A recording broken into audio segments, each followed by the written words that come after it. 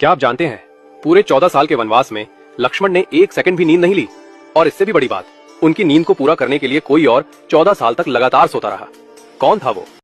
आप हैरान रह जाएंगे। वनवास की पहली रात थी। भगवान राम और सीता गहरी नींद में थे, लेकिन लक्ष्मण की आंखें जाग रही थी। उन्हें लगा, यदि मैं सो जाऊं तो जंगल के खतरे मेरे भैया और भाभी को नुकसान पहुंचा सकते हैं। इसी समय निशाचर देवी निद्रा अवतरित हुई।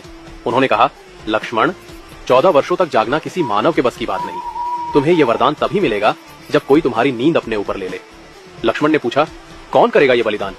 निद्रा मुस्कुराई, तुम शेषनाग के अवतार हो और तुम्हारी पत्नी उर्मिला लक्ष्मी का स्वरूप, वो ही तुम्हारे हिस्से की नींद सो सकती है।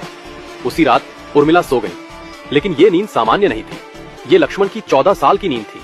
वे सोती रहीं और लक्ष्मण रात दर रात राम और सीता की रक्षा करते रहे। वनवास खत्म होने के बाद जब लक्ष्मण अयोध्या लौटे और उर्मिला को देखा, उनकी आंखें भर आई। उर्मिला ने आंखें खोली और 14 साल बाद पहली बार मुस्कुराई। लक्ष्मण ने कहा, तुम्हारे इस त्याग के बिना मैं इस धर्म को निभा ही नहीं पाता। लोग राम सीता के प्रेम को याद रखते हैं, लेकिन बहुत कम लोग जानते हैं कि अयोध्या की सबसे महान प्रेम कहानी लक्ष्मण और उर्मिला की है, जहां एक ने 14 साल तक नींद त्याग दी और दूसरी ने 14 साल सिर्फ अपने पति के धर्म का साथ देने के लिए सोती रही।